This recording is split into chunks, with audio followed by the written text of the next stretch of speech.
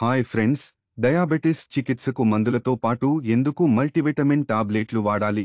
10 సంవత్సరాలుగా డయాబెటిస్తో పోరాడుతున్న 65 ఏళ్ల వ్యక్తి ఉదంతాన్ని పరిశీలిద్దాం.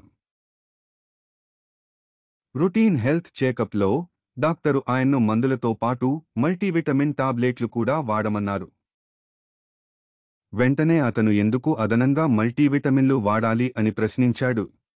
ఈ విషయం తెలుసుకోవాలంటే ముందుగా డాక్టర్లు వ్యాధికి ఎలా చికిత్స చేస్తారో తెలుసుకోవాలి.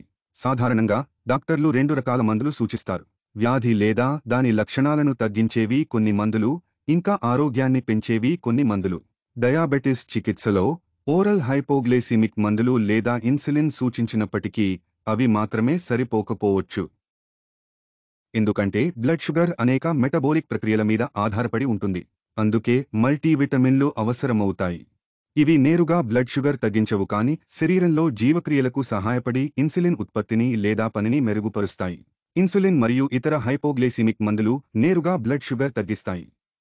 విటమిన్లు మరియు మినరల్స్ శరీరంలో ఇన్సులిన్ ఉత్పత్తిని పెంచడానికి లేదా ఇన్సులిన్ పనిచేయడానికి సహాయం చేస్తాయి. ఇప్పుడు మనకు ఏ మైక్రో న్యూట్రియంట్లు డయాబెటీస్ చికిత్సకు ఉపయోగపడతాయో అనే సందేహం వస్తుంది. అది తెలుసుకుందాం. విటమిన్ బి1, బి3, బి6 మరియు బి12 విటమిన్లు ఇన్సులిన్ ఉత్పత్తి ఇంకా పనితీరులో కీలక పాత్ర పోషిస్తాయి. సి విటమిన్ యాంటీఆక్సిడెంట్ లాగా పనిచేసి పాంక్రియాస్ను కాపాడి ఇన్సులిన్ ఉత్పత్తిని పెంచుతుంది. మినరల్స్లో కాపర్ ఇన్సులిన్ ఉత్పత్తిలో మరియు పనిలో సహాయపడుతుంది.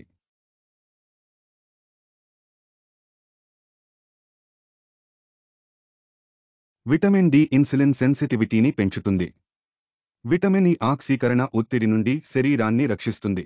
క్రోమియం ఇన్సులిన్ చర్యను మెరుగుపరుస్తుంది మరియు మెగ్నీషియం ఇన్సులిన్ బైండింగ్లో సహాయపడుతుంది.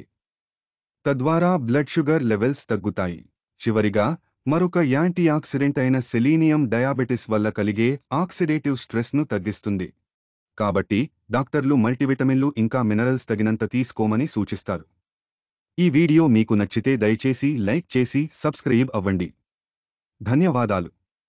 నమస్తే.